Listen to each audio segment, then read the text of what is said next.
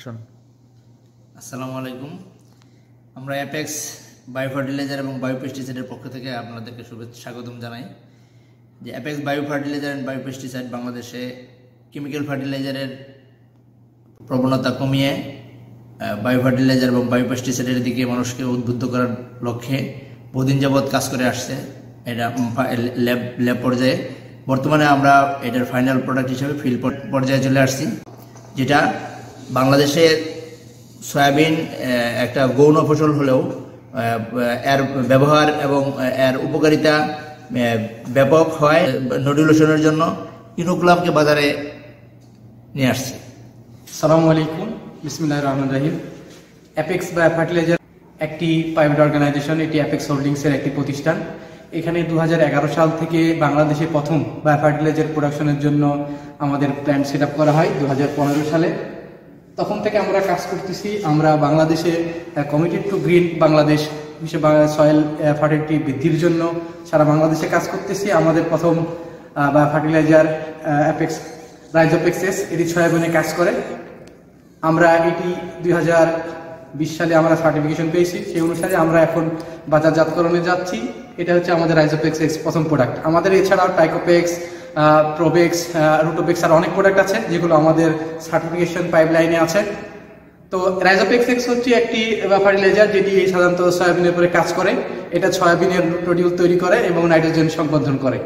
এটি কেমিক্যাল ইউরিয়ার পরিবর্তে ব্যবহার করা হয়। এটা আমাদের কেমিক্যাল ব্যবহার কমানোর জন্য, বাংলাদেশকে বিশেষ করে সয়েলের ফার্টিলিটি বৃদ্ধি করার জন্য আমাদের একটি অ্যাপেক্সের একটি উদ্যোগ। সেক্ষেত্রে আমাদের রুট নডিউলের জন্য এটা খুবই প্রয়োজনীয় এবং খুব ভালো কাজ করে। আমাদের ল্যাব ফ্যাসিলিটিস আছে, ঠিক আছে। আমাদের অনেক সায়েন্টিস্ট কাজ করতেছে। আশা করতেছি আমাদের সামনে আরো ভালো প্রোডাক্ট আমরা দিতে পারবো। এই সমকামনায় আমাদের রাইজোপেক্স এক্সের শুভ উদ্বোধন বা মার্কেটিং এর জন্য আমরা কাজ শুরু করছি। সবাই দোয়া করবেন। আসসালামু আলাইকুম। বিসমিল্লাহির রহমানির রহিম। আমি আপনাদেরকে সয়াবিনের অণুজীব সারের ব্যবহার এবং এর উপকারিতা সম্পর্কে জানাবো। আপনারা জানেন যে সয়াবিন লেগুম জাতীয় ফসল, যেটার মূলের নডিউল বা গুটি তৈরি হয়। আর এই গুটির গাছকে নাইট্রোজেন সাপ্লাই দেয়। এর মূলে রয়েছে একটা ব্যাকটেরিয়া। এই গুটি তৈরির মূলে রয়েছে একটা রাইজোবিয়াম ব্যাকটেরিয়া, যে এই ব্যাকটেরিয়া বাতাস থেকে নাইট্রোজেনকে শিকড়ে আবদ্ধ করে এবং তার প্রয়োজনীয় নাইট্রোজেন সাপ্লাই দেয় গাছকে। এই ব্যাকটেরিয়াটা বাংলাদেশ কৃষি গবেষণা ইনস্টিটিউট এবং পরমাণু কৃষি গবেষণা ইনস্টিটিউট সলিড ফর্মে নিয়ে আসছে। ব্যাকটেরিয়াটাকে পাউডার ক্যারিয়াল ম্যাটেরিয়ালের সাথে মিশিয়ে এটাকে সলিড ফর্মে নিয়ে আসছে। অ্যাপেক্স বায়ো ফার্টিলাইজার এবং বায়ো পেস্টিসাইড লিমিটেড এটাকে লিকুইড ফর্মে নিয়ে আসছে, যা কৃষকের ব্যবহারের জন্য খুবই সুবিধাজনক।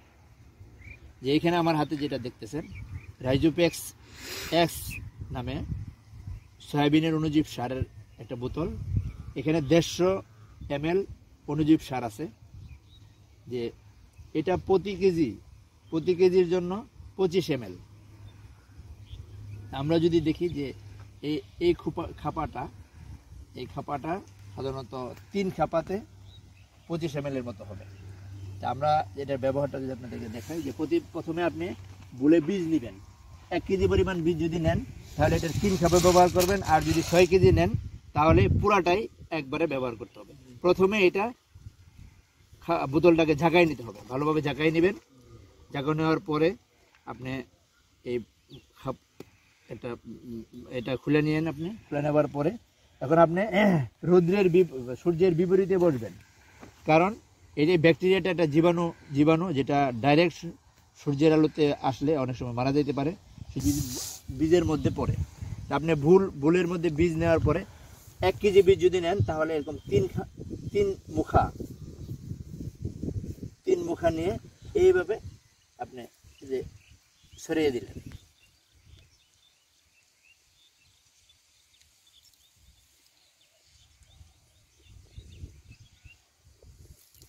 আর যদি 6 কেজি বীজ একবারে নেন তাহলে পুরো বোতলটাই আপনার এইভাবে দিয়ে পুরো 150 ml একবারে দিয়ে দিতে পারেন। দেওয়ার পরে এখন ভালোভাবে এটাকে মিশিয়ে নিতে হবে, যেন প্রতিটা বীজের সাথে এই ইনোকুলামটা লাগে। এরপরে আপনি বুলের মধ্যে এটাকে একটু ছড়াই দিতে পারেন, দিয়ে একটা চট, হ্যাঁ, শুকানোর জন্য চটের বস্তা দিয়ে ঢেকে দিতে পারেন। মূল কথা হলো যে এটা এই লিকুইড ইনোকুলামটা দেওয়ার পরে বীজটা শুকাই নেবেন 15-20 মিনিট। যখন আপনার আপনি বুঝবেন যে এটা শুকিয়ে গেছে, মানে আপনার গায়ে আর হাতে লাগতেছে না, তখন আপনি এটাকে লাইনে বুনলে লাইনে, অথবা ছিটাই বুনলে যেভাবে ছিটাই বুনেন আপনি সেভাবে বুনে দিতে পারেন। আর যদি আপনার বেশি বীজ হয় তখন সেক্ষেত্রে আপনি একটা গাছের ছায়ার নিচে অথবা বাড়িতে ছায়াযুক্ত জায়গায় এটাকে ছড়াইয়ে দিয়ে শুকাই নিতে হবে। মানে আপনার হাতে নিলে যেন হাতে আঠালো না লাগে, এরকম অবস্থা হইলে আপনাকে ছিটাই দিতে পারবেন। আর এই লিকুইড ইনোকুলাম বেশি ব্যবহার করা যাবে না, এই জন্যই বেশি ব্যবহার করলে ক্ষতি নাই। এটা এরকম না যে এটা বেশি পড়ে গেছে বা বেশি দেওয়া হয়ে গেছে ক্ষতি মানে সাইড ইফেক্ট নাই, বীজের কোনো ক্ষতি হবে না। যেটা হবে সেটা হলো যদি বেশি দেওয়া হয় তাহলে যেহেতু এটার সিডকুটটা বা সিডকুটটা আপনার বীজ থেকে আলাদা হয়ে যাবে, তখন সমস্যা হবে। এই জন্য এটা পরিমাণ মতো আপনার ব্যবহার, যদি নিউট্রিলেশন হওয়ার জন্য যেহেতু এটা বাতাস থেকে নাইট্রোজেনকে আবদ্ধ নেয়, মূলের সংযুক্ত করে, সেই জন্য যদি লাগানোর পরে কিছুদিন এটা একটু মাটিটাকে টাইনে দিতে হয় অথবা ভালো করে নিড়ে নিয়ে দেওয়া হয়, তাহলে মাটিটা আগলা করে দিতে হবে। আগলা করে দিলে এটার ফলাফলটা ভালো পাওয়া যাবে। আর এটা ডাইরেক্ট সূর্যের আলোতে রাখা যাবে না, যতটা সম্ভব সূর্যের আলোকে অ্যাভয়েড করতে হবে। আর এটা একবার খোলার পরে, এই বোতলটা একবার খোলার পরে আর দ্বিতীয়বার মানে পরের দিন ইউজ করা যাবে না, আপনার 5 থেকে 6 ঘন্টার মধ্যে এটাকে ইউজ করে ফেলতে হবে। আর সরাসরি রৌদ্রের মধ্যে রাখা যাবে না, ছায়ার যুক্ত জায়গাতে রাখতে হবে। ইনোকুলাম অণুজীব সার মেশানোর পরে এরকম ডাইকে রাখা হয়েছিল। এখন আমরা আবার দেখি যে বীজের কী পরিমাণ, হ্যাঁ এই যে দেখি বীজটা আপনার শুকিয়ে গেছে, হ্যাঁ অল্প সময় হইলো, অল্প সময়ের মধ্যে শুকিয়ে গেছে। এখন এখান থেকে বীজগুলো নিয়ে লাইনে তারা লাগাই দিই। এরকম ফারু মেকারের মাধ্যমে এরকম লাইন টেনে নিতে হবে। এখানে লাইন থেকে লাইনের দূরত্ব আছে 30 সেন্টিমিটার বা 1 ফিট। আর এরকমভাবে 5 বা 4 এর ফারু মেকার বানিয়ে নিতে পারেন আপনারা। এইভাবে বীজগুলো কিছুক্ষণ রাখার পরেই আপনার যখন শুকিয়ে যাবে, তখন আমরা এরকম যে লাইনে যদি লাগাই, তাহলে এই যে এভাবে যেভাবে ওনারা লাগাচ্ছেন, এইভাবে আপনার 5 থেকে 7 সেন্টিমিটার পর পরে বীজগুলো ফেলতে হবে। দেওয়ার পরে এরকম আপনার কিছুক্ষণের মধ্যে আবার আপনি যত তাড়াতাড়ি সম্ভব হয় আপনার লাইনগুলো মাটি দিয়ে ঢেকে দিবেন, তাতে আপনার ব্যাকটেরিয়া যে জীবিত থাকবে, কারণ এটা ডাইরেক্ট সানলাইটের আওতায় আসলে অনেক সময় মারা যেতে পারে। আর যদি আপনি ছিটানো নেন, তাহলে জমিতে ছিটাই দেওয়ার পরে আপনি চার্জ দিবেন, তাতে কোনো অসুবিধা হবে না। আমরা অনেকদিন যাবৎ 2012 সাল থেকে যে উত্তরবঙ্গে সয়াবিন নিয়ে কাজ করছি এবং এই ইনোকুলাম ইউজ করতেছে। আমরা দেখছি যে ইনোকুলাম ইউজের ফলে যে সয়াবিনের শিকড়ে প্রচুর নড়িউল হয়েছে। এবং এই নড়িউল যে আমরা যখন সয়াবিন কাটে নিয়ে আসছি, তারপরে শিকড় মাটিতে, কিছু কৃষক সয়াবিন কাটে নিয়ে আসছে, শিকড় মাটিতে রয়ে গেছে। এই শিকড় যখন মাটিতে আবার চাষ করা হয়েছে, পরবর্তী ফসল বোনা হয়েছে, তখন দেখা গেছে যে পরবর্তী ফসল একই সঙ্গে অন্য মানুষ ফসল লাগাইছে, অন্য কৃষক লাগাইছে, আর এই সয়াবিন চাষকৃত জমিতে যে ফসলটা লাগাইছে এটার গ্রোথ তাড়াতাড়ি হয়েছে এবং এটার গাছ একটু কালো ভাব, প্রথম দিকে কালো ভাব থাকছে।